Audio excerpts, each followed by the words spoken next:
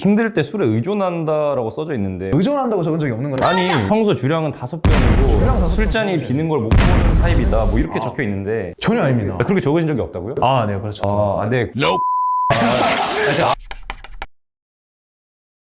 들어오세요. 어서 오세요. 안녕하세요. 반갑습니다. 반갑습니다. 밖에 미세먼지 되게 많다는데 마스크 잘 챙기시고 KF94 단단히 쓰고 있습니다. 그럼 이제 천천히 좀 질문을 드려볼게요. 면접 시작하겠습니다. 나이가 24이시네요. 아무래도 저희가 좀 오래 같이 일할 수 있는 분을 찾고 있다 보니까 군필인지 미필인지 뭐가 중요한데 혹시 군대는 다녀와서 작년 9월에 전역해서 곧 복학하는 상태입니다. 혹시 육군, 공군 해본 중에 육군 25사단 25? 파주? 단결!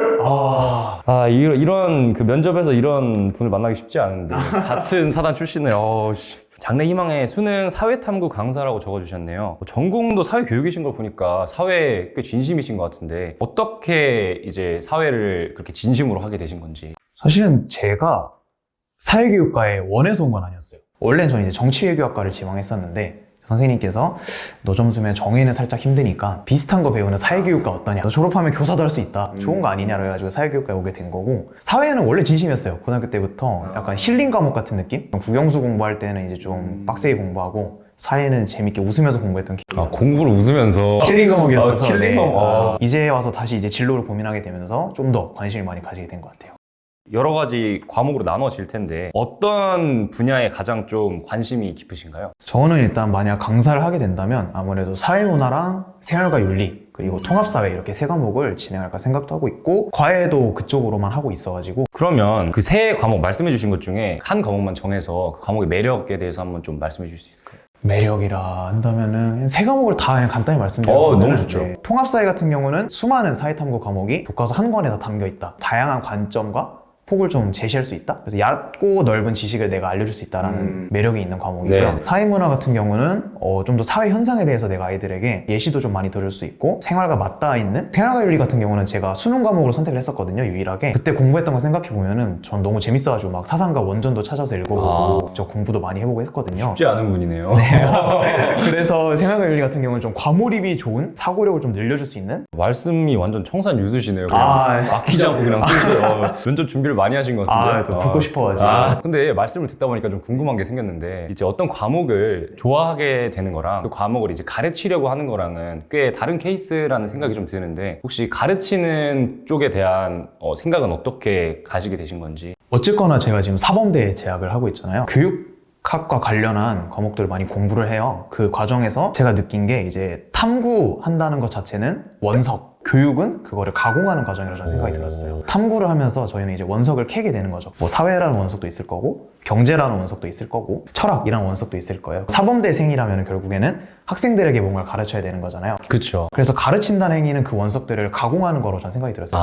학생들 개개인이 찰 수 있는 장신구로 우리가 만들어주는 거죠. 예쁜 반지가 될 수도 있는 거고, 목걸이를 쳐줄 수도 있는 거고, 귀걸이를 줄 수도 있는 거니까. 교육과 탐구는 그렇게 차이가 있기 때문에 저는 그래서 교육이 좀 더 매력이 있는 것 같습니다. 말씀만 들어보면 이거 사회교육과가 아니고 국어교육과 이 비유가 감사합니다. 붙고 싶어가지고. 근데 여기 지원서 장래희망에 보니까 글 쓰는 사람? 이렇게 적어주셨는데 이 부분에 대해서도 한번 말씀해 주시겠어요? 단순히 그러니까 요즘 세상이 뭐 직업 하나만 가지고 평생 먹고 살 수 있는 세상은 아니잖아요. 그래서 항상 저는 강사로 성공을 하든 실패를 하든 그 이유에 대해서 항상 고민을 많이 하는데, 그 과정에서 생각했던 게 칼럼니스트. 평소에 제가 이제 생각이 엄청 많아요. 머릿속에 계속 생각이 떠오르고 글감도 계속 떠오르고 하거든요. 그래서 블로그나 이런 데도 글을 되게 많이 쓰는 타입인데, 그래서 제가 평생 아마 이렇게 계속 생각이 많은 사람이라면 업으로 삼아가지고 글을 계속 써내보고 위로를 전할 수 있으면 전하고 정보를 전할 수 있으면 전하고 이런 사람이 돼서 칼럼니스트가 되면 어떨까? 방금 생각난 건데 칼럼 같은 거 이렇게 하고 싶다고 하셨잖아요. 그럼 그 제목은 호스라이팅 어때요? 호스라이팅. 무슨 뜻인지 혹시 느낌이? 중의적인 의미인가요? 이제? 중의적인 의미인데 이게 성함이 호진씨잖아요. 네네. 그래서 호진님의 글을 가지고 이제 가스라이팅을 한다. 그래서 이제 약간 매력에 빠져들게 한다. 그래서 그리고 라이팅 이제 라이팅 어떠세요? 상당히 괜찮은 것 같은데. 아이디어가 방금 딱 가스라이팅을 한다. 맛집 탐방 취미신가 봐요? 제가 또 맛집에 엄청 진심 있는 사람이라서 맛집 탐방 계정도 운영을 하고 있어요, 인스타그램에서. 주변 지인들만 팔로우하고 있는 계정인데, 제가 맛있는 거 먹고 소개하고 이런 걸 되게 좋아해서 음식 먹고 그에 관련한 좀 글 쓰는 걸 좋아합니다.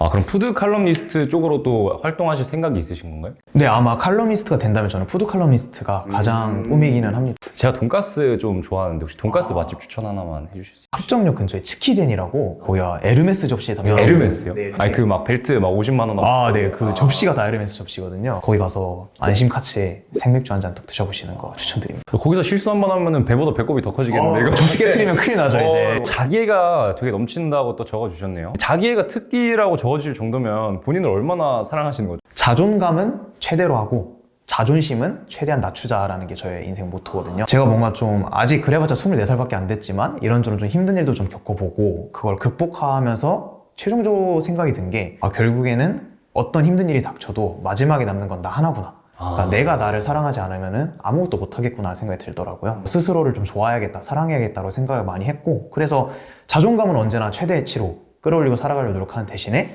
자존심을 항상 낮추려고 노력하고 있어요. 자존심이 높은 거는 오만이라고 저는 생각이 들어서 최대한 겸손한 사람이지만 그래도 나에 대한 자부심이나 사랑은 넘치는 사람이 되자. 그럼 자존심이 높은 사람들은 오만하다?